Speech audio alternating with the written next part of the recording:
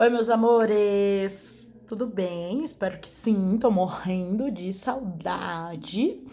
E vamos lá, falar um pouquinho. Agora a gente vai começar os vídeos sobre a parte teórica do balé, que a gente precisa focar nisso. Esse ano era uma das nossas metas, minha e do Alisson.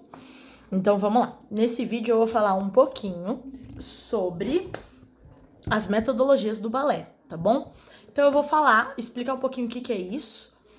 De história, eu vou falar um pouquinho, parte chata. Eu gosto, mas às vezes não, vocês não, mas é uma parte necessária.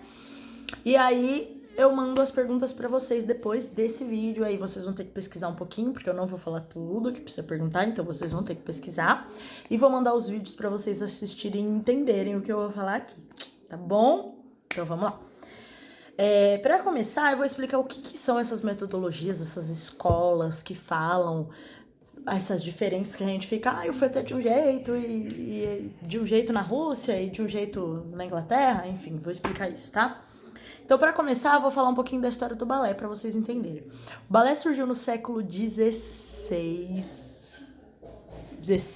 isso mesmo, século XVI, bem diferente, não tinha sapatilha de ponta, não tinha nada disso, era uma dança clássica, uma dança mais lenta, mas não era igual ao que temos hoje, e ele foi evoluindo.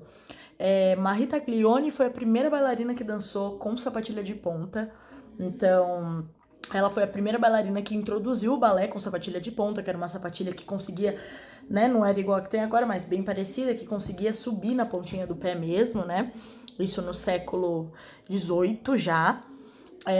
No século XVII, o rei da França, o balé ele surgiu na França, na Europa, e o rei da França ele era muito adepto à dança clássica, e aí com essa ideia de que o rei gostava muito da dança clássica, surgiu a primeira escola de balé. O que foi isso? Foram pessoas, que eu esqueci o nome, mas vai ter nessa perguntinha, vocês vão ter que pesquisar. Foram pessoas que escreveram não, né? Mas fundaram fundamentos, fizeram fundamentos disso. Então, primeiro as posições de pé, principalmente, posições de braço.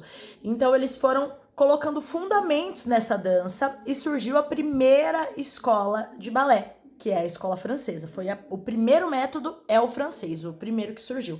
Por isso que a maioria dos nomes de balé são franceses, porque quando começaram a determinar os passos, então, qual que é a primeira posição? Essa é uma dança, então foi a época que fundou, essa dança, ela é dançada mais em Andeor, e aí veio a primeira posição, tudo isso, por isso que a primeira escola, a primeira metodologia fundada é a francesa, que foi a escola de dança francesa, a primeira escola de balé que existiu, que aí começaram a passar esses fundamentos que eles criaram para outras pessoas, tá bom?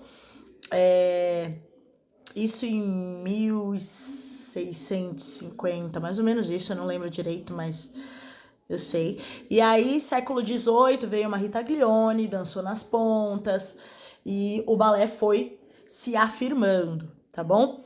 E aí, essa foi a primeira escola francesa, depois foram surgindo outras escolas, depois tem a escola italiana, né, que é do Quequete, não sei se sei falar direito, mas vocês vão estudar ele também. Surgiu a escola italiana, depois surgiu a escola russa, depois surgiu a escola inglesa. Então, isso foram o que foi fundando essas escolas. E aí foram indo nos países, o balé foi passando, foi sendo conhecido a partir da escola francesa, do método francês, e aí as pessoas foram fundando os seus métodos, pessoas que entendiam muito. Então, o Quequete, que é um homem italiano, também fundou a escola dele com o que ele entendia de balé, o que ele achava melhor. Então, por exemplo, a escola italiana, ela é uma escola muito mais regrada do que a francesa, né? O Quequete, ele era muito mais regrado, ele queria bailarinos inteligentes. Foi a primeira escola também que faz aulas decoradas, aulas que toda semana faz a mesma aula, porque ele queria que o bailarino aprendesse aquilo de forma concisa, né? De forma a se pensar, então eu sei realmente fazer aquilo sem precisar fazer à toa sem saber o que tá fazendo. Essa é uma das características da escola italiana. E depois surgiu a escola russa, que é a Vaganova, que foi uma mulher. O sobrenome dela é Vaganova, por isso que a escola é por ela. Então também ela dançava balé e aí ela fundou essa escola com os fundamentos dela. A maioria dessas escolas tem livro. Tem o livro da Vaganova, que ela escreveu, falando quais os fundamentos baseados na escola dela, que é a escola russa. Então... E aí, depois disso, surgiu o Royal, que é a escola inglesa, que surgiu mais ou menos em 1920. Então, olha o tempo. Quando surgiu lá, que eu falei que surgiu a escola francesa em 1600 e pouco lá, mais ou menos. Em 1920 foi surgir o Royal, que é a escola inglesa, que também, aí lá na Inglaterra, pessoas, que eu também não lembro o nome, vocês também vão pesquisar, fundaram a escola, o Royal Academy of Dance, né? Com o método deles. Um pouquinho de característica do Royal. O Royal, diferente do que eu acho que eu já falei pra vocês, não é ele que faz aula decorada. O Royal tem essa característica de dinamismo na aula deles, tá bom? Muito dinamismo, o Royal. O Royal ele é bem afindado aqui no Brasil, muita gente faz esse método. Tanto é que o Royal Academy of Dance faz pelo mundo provas para ver se as escolas realmente... Então, se você afirmar, o meu método é Royal, você pode pedir para que algumas pessoas do Royal Academy of Dance venham à nossa escola aplicar provas para suas alunas, dar certificado, tudo isso, tá bom? Tem algumas características específicas dos bailarinos do Royal. Uma delas é o quê? Por que eu tô falando do Royal, gente? Eu sou confusa, vocês sabem, né? O Royal, porque a gente vai estudar o Royal. A primeira coisa que a gente vai estudar é o Royal, por isso que eu tô falando dele, tá? Mas uma das primeiras... uma das coisas afindadas no Royal é que os bailarinos do Royal, por mais que eles tenham técnica, o bailarino do Royal ele é muito mais forte e ele, vamos dizer assim, não é que exige mais, não é isso. O bailarino do Royal ele pode se soltar mais. Então, as bailarinas do Royal, por exemplo, Tamara Rojo, Marianela Nunes, que são um dos principais nomes do Royal Ballet hoje, né? Elas viram tripla pirueta no fouetté numa boa. Então é uma coisa que você vê. Se você for assistir um balé de repertório do Royal, você vê bailarinas virando pirueta tripla, até mais. Isso não é um problema, porque eles gostam de mostrar. Então, o bailarino do Royal, por mais que a técnica seja uma técnica maravilhosa, ele também tem esse porém de que ele pode se mostrar um pouco mais, tá bom?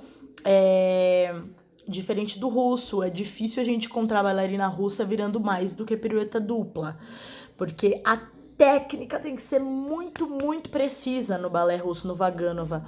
E o Royal, que é o inglês, não, eles podem mostrar um pouco mais, tá bom? Pode se exibir um pouquinho mais. Eu acho que é isso. Eu vou mandar pra vocês vídeos de bailarinas do Royal de hoje em dia. Vou tentar achar uns mais antigos também pra vocês verem, tá bom? E aí, quando a gente terminar de estudar todos os métodos, aí depois do Royal veio o balé cubano, veio o Balanchine, que é o americano, é o mais novo, tá bom?